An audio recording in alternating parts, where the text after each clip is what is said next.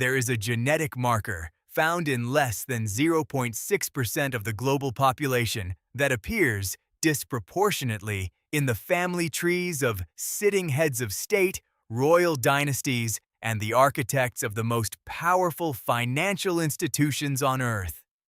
Scientists flagged it in 1987. The study was quietly pulled and hasn't been replicated since. By the end of this, you will know exactly which bloodline we're talking about, why 3 separate governments had reason to erase it from official records, and why the trait still shows up, quietly, consistently, in the people deciding how the world runs. This is not conspiracy. This is documented history that someone decided you shouldn't read. In 1987, a geneticist named Dr. Carl Meunier, working under a joint European research grant, published a preliminary paper in the Journal of Human Heredity. The subject was haplogroup distribution across European aristocratic lineages, standard academic territory at the time, dry, technical, unremarkable on the surface, but buried in the appendix was a table, a data set that Meunier himself described in a footnote as anomalous and requiring further institutional review. That table cross-referenced a rare mitochondrial variant, cataloged as mtDNA haplogroup H7C2, against a curated list of 214 individuals from documented noble and political dynasties spanning 8 centuries. The correlation was 34%. To understand why that number is staggering, consider this. In the general European population, H7C2 appears in roughly 1 person out of every 170. In Meunier's sample of the politically powerful, it appeared in 1 out of every 3. The paper was cited once, in a footnote, and then the journal issued what it called a voluntary retraction at the author's request. Meunier gave no public statement. He left his university post within 6 months, and the original data set was never released. Now, you could explain all of that away. Scientists retract papers, researchers change careers, data gets lost in institutional transitions. None of that is unusual on its own. But here's what is unusual. 2 independent researchers, one in Oslo, one in São Paulo, attempted to replicate Meunier's methodology in the early 2000s, working from the same historical records he cited. Both ran into the same wall. The genealogical archives Meunier had accessed in Brussels had been reclassified, not destroyed, reclassified, moved to a restricted access tier that requires governmental sponsorship to enter. Someone didn't erase the evidence. They just made sure you'd never be allowed to look at it. To understand how a genetic marker could persist at that concentration through 8 centuries of political power, you have to understand something about how dynasties actually worked. The public history of royal intermarriage is taught as politics, alliances between nations, consolidation of territory, the merging of armies through the merging of bloodlines. That part is accurate. What gets left out of the textbooks is the selectivity operating beneath the surface. Medieval and Renaissance courts maintained meticulous, obsessively meticulous, records of lineage. Not for the sentimental reasons historians sometimes suggest. For functional ones, certain bloodlines were considered to carry what contemporaneous documents called virtus sanguinis, literally, the virtue of the blood. A quality believed to confer temperament suited to rulership, emotional stability, strategic intelligence, the capacity, as one 14th century Venetian court document describes it, to bear the weight of decision without fracture. This wasn't mysticism. This was early selective breeding dressed in the language of divine right, and the families doing the selecting kept finding each other across generations, across borders, across religious schisms that tore the continent apart. The Habsburgs, the Carolingians, the banking dynasties of northern Italy. Later, the interconnected families that would underwrite both sides of conflicts you learned about in school. They share not just historical relationships, but specific, traceable biological ones. H7C2, for what it's worth, is a matrilineal marker. It passes through the mother, which means that in a world where political marriages were arranged and documented but female lineages were routinely omitted from official histories, the thread is almost invisible. Almost. Unless you know exactly where to look. Here is where the documented history gets uncomfortable.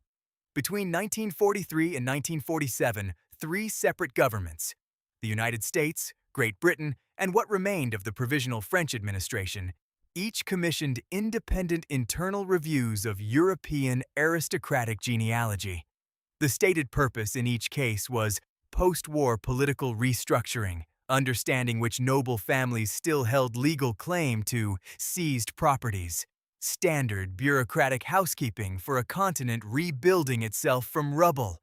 The American Review was conducted under the OSS, the precursor to the CIA. The British Review ran through a division of the Foreign Office that was dissolved in 1951 and whose records were transferred to a private archive in Wiltshire.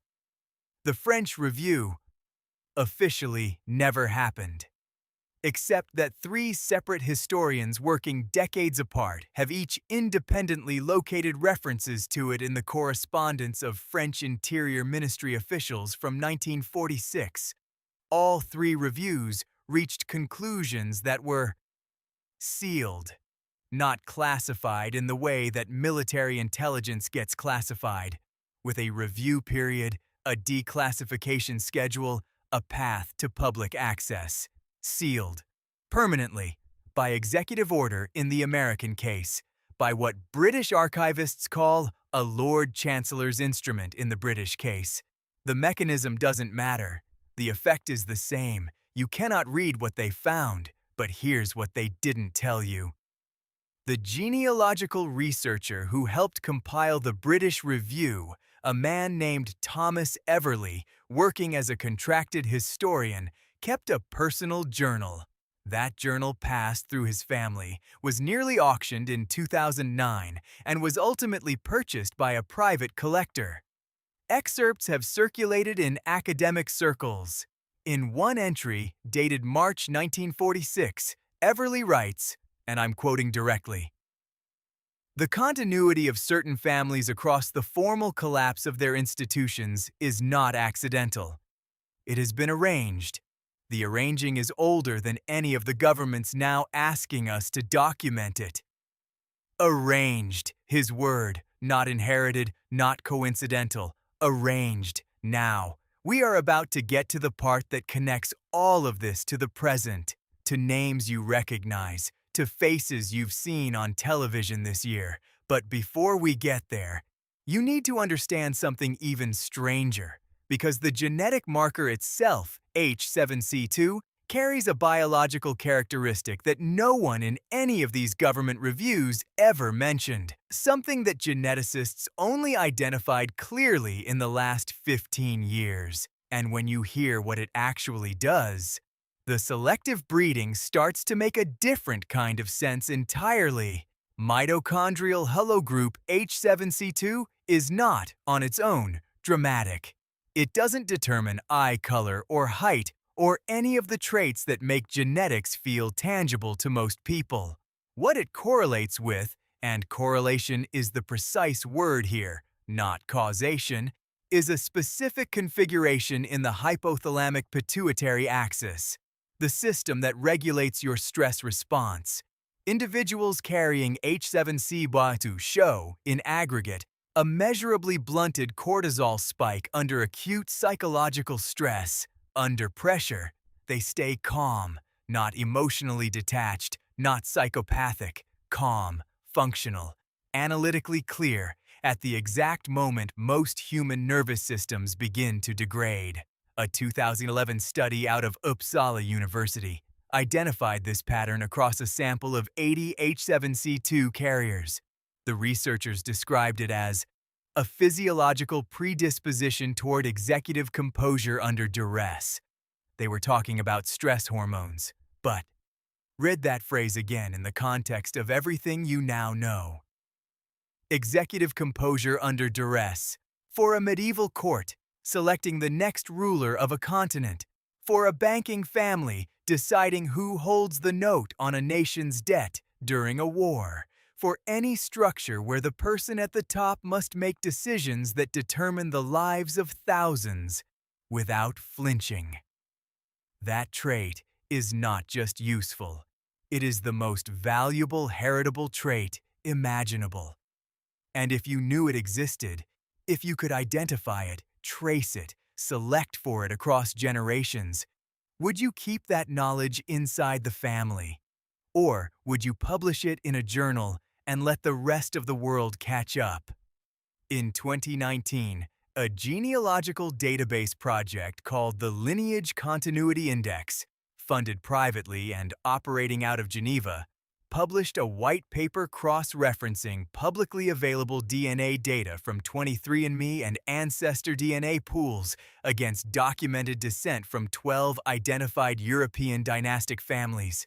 The paper wasn't controversial, it wasn't suppressed, it was simply ignored, published, indexed, and left to collect digital dust while the researchers moved on. But the findings were extraordinary. 17 of the 26 living individuals identified as carrying confirmed descent from the core dynastic cluster, the specific interlocking families connected across the Carolingian, Venetian, and Northern European banking lineages, currently hold, or are the immediate family members of those who hold, positions of significant institutional power. Central banks, multinational regulatory bodies, the upper tiers of 2 G7 governments, 17 out of 26, in a world of 8 billion people. And here is the detail that should stop you cold. The paper's lead researcher submitted the findings to 3 peer-reviewed journals. Each declined without review.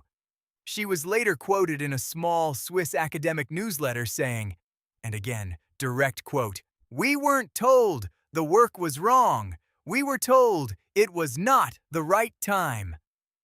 Not the right time. The bloodline didn't disappear when the dynasties fell. It didn't dissolve into the general population when the castles became museums. It reorganized. It moved into structures without crowns, structures with balance sheets and regulatory authority and appointment powers that no election can touch. The names changed. The mechanism didn't. The question isn't whether this bloodline exists. The documented evidence, the retracted study, the sealed government reviews, the Geneva White Paper, Everly's Journal, creates a chain that is difficult to dismiss as coincidence alone.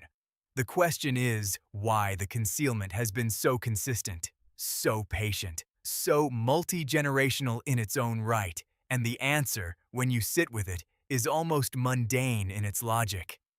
Power does not advertise its mechanism. Every system of control in human history has understood this. The divine right of kings worked until people stopped believing in divine right. Then power put on a different set of clothes. What you cannot see, you cannot challenge. What you cannot name, you cannot organize against. And what has been quietly, persistently erased from the official record is exactly what someone needed you to never find. You came here because something about the way the world is organized never quite added up. The same families, the same institutions, the same unbroken thread running beneath revolutions and recessions and world wars that were supposed to reset everything. Now you have a framework, not a complete answer. Those were sealed in 1947, but a framework. A place to start pulling the thread yourself. The bloodline they tried to hide has always been hiding in plain sight. In the architecture of power you were taught to accept as natural, as inevitable, as simply the way things are. It isn't. If this broke something open for you, subscribe. We put out one of these every single week. Documents they buried, names they erased, history that was written out of the version you were handed. Next time, the archive that burned down 3 times. Same archive, 3 different countries, 3 different centuries, and the same single family's records were inside each one.